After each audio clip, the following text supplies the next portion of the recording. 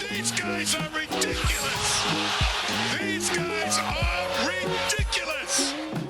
Now, how about them damn Celtics? And we are back with another episode of How About Them Celtics. Sam and I are here recording Tuesday, October 17th, after the Celtics preseason game against the New York Knicks, their final home preseason game of the preseason. How many times can I say preseason in the opener? Can preseason. Put a counter on the screen. The but no, they picked up a win. Preseason game. There we go. We're switching it up. Picked up a win, 123-110.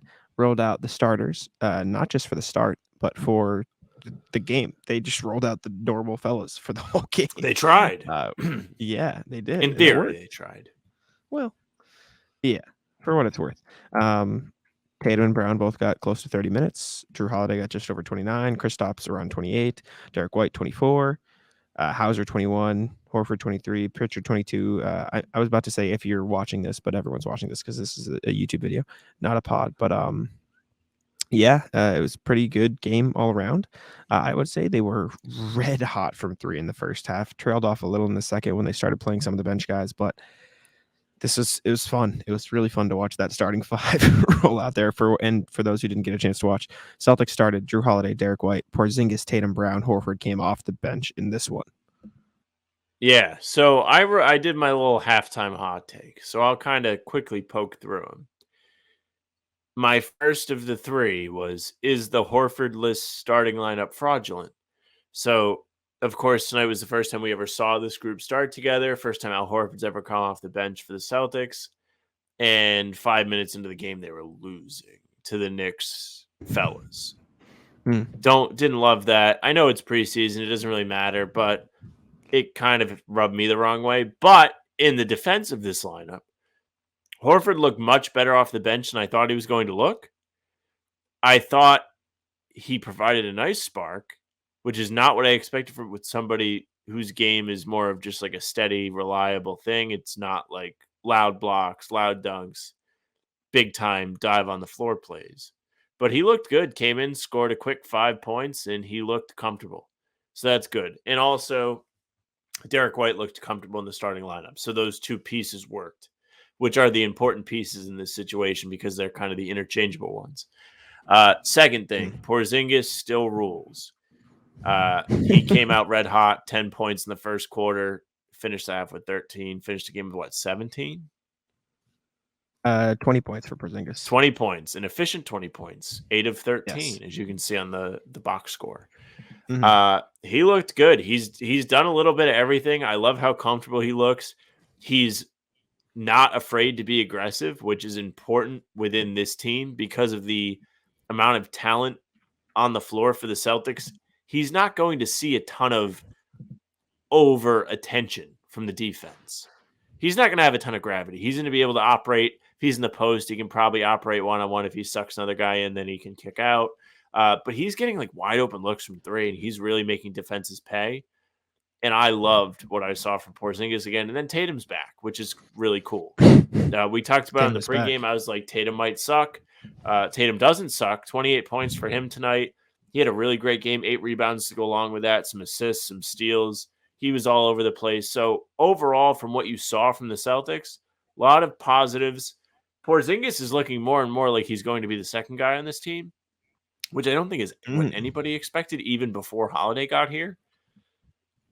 So that's a really he has been out of the stars the most impressive to me. And Pritchard still exists. He had a less efficient game, but he still had some momentum shots. He threw a really cool lob to Porzingis. That was fun. He did. Right? And the NBA account tweeted it, and they knew what they were doing.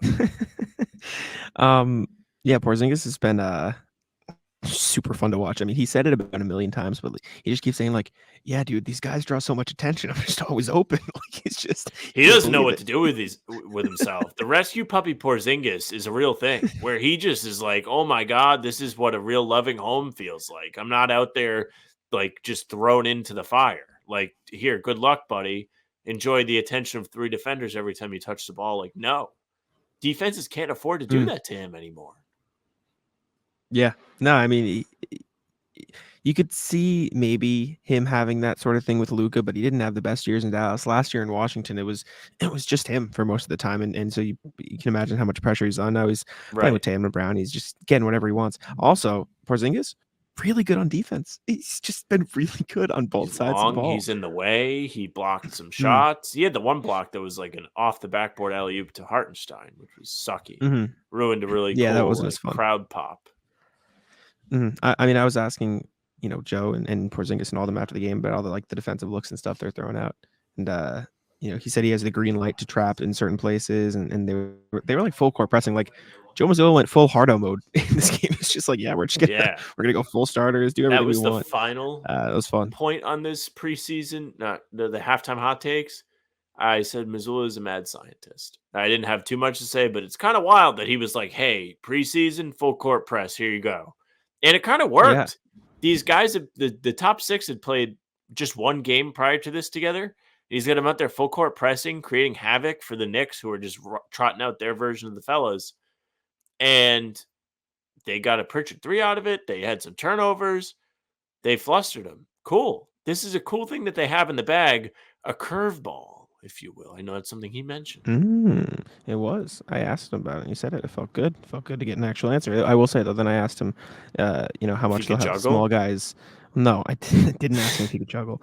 I asked him how much smaller guys guard bigger guys, and he was just like, yeah, we'll have smaller guys guard bigger guys, and bigger guys guard smaller guys, and that was the end of his. It was like, okay, my bad. Yeah. Yeah, no, everybody looked good. Tatum, like you said, back. First 4 threes Tatum took, first 5 threes, made all of the ones with the hands in his face, and they leave him open once, and he bricks it. It's just, That's but how it he was goes. awesome. Yep, it'd be like that. It was just a really good all around game for the Celtics. It felt like they were, they slipped off a little bit in the middle, but they brought it back. And I mean, you give the Knicks credit too. Their guys shot well from 3. For the most part, Quentin Grimes made 7 threes, which is crazy looking back. Yeah, he had a crazy third quarter. New FanDuel customers can bet $5 and get $200 in bonus bets, guaranteed. Plus, all customers who bet $5 will get $100 off NFL Sunday Ticket from YouTube at YouTube TV. Yeah. Another, little, hey, rearing its head. Celtics still hate leads. I mean, you're playing against the Knicks backups, and you're up 27, and it got down to 8.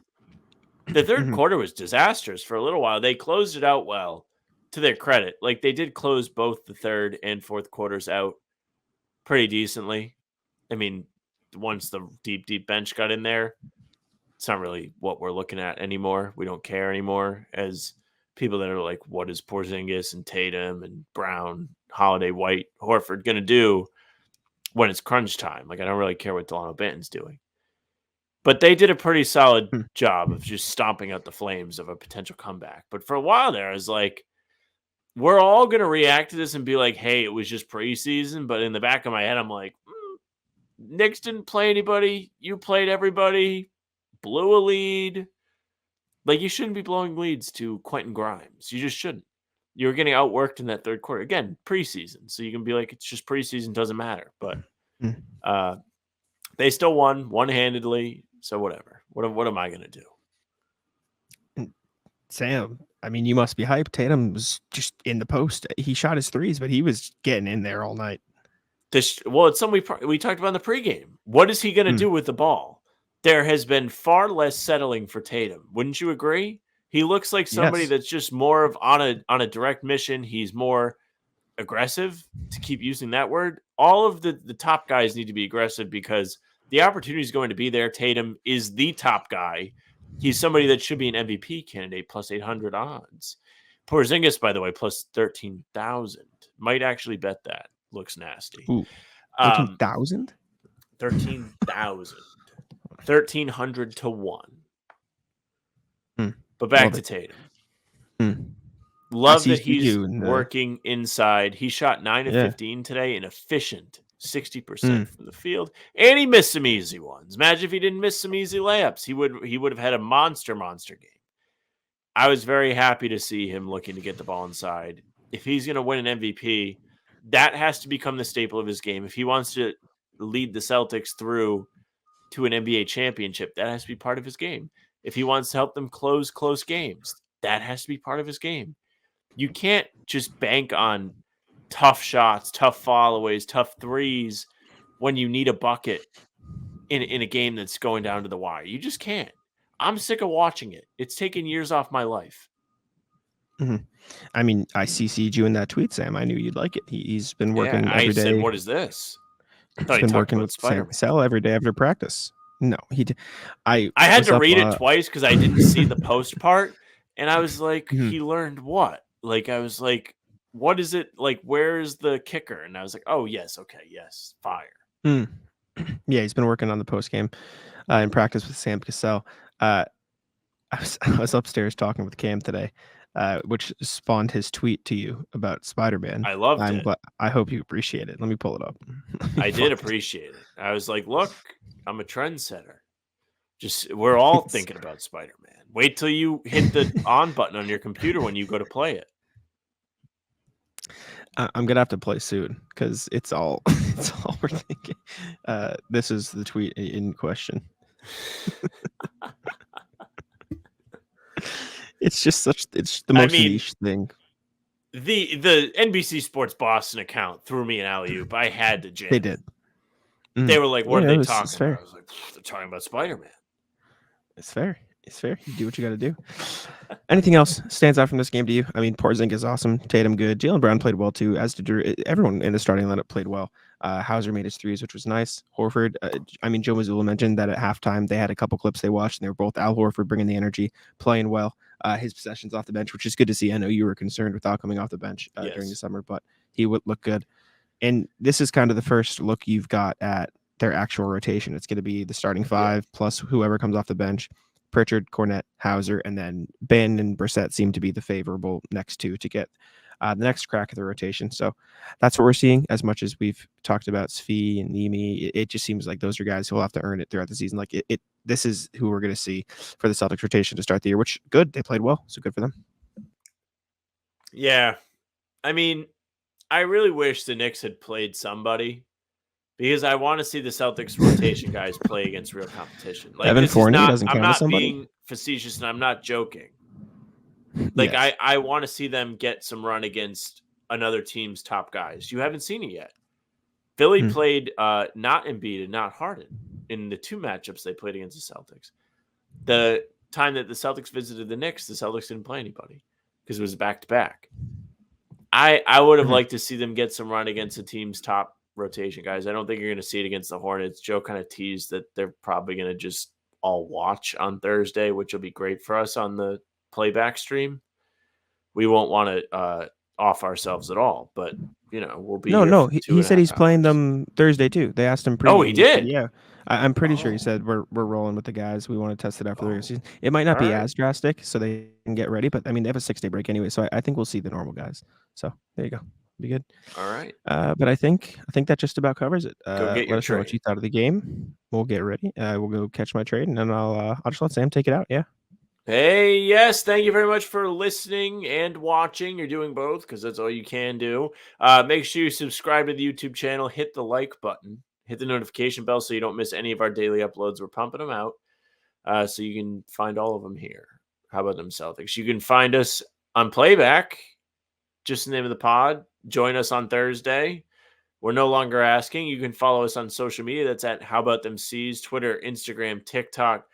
Facebook is just the name of the podcast. You can follow Jack on Twitter at JacksMoneyBay. You can follow me at Sam LaFrance NBA. That's it for us. Bye. Tic-tac-toe.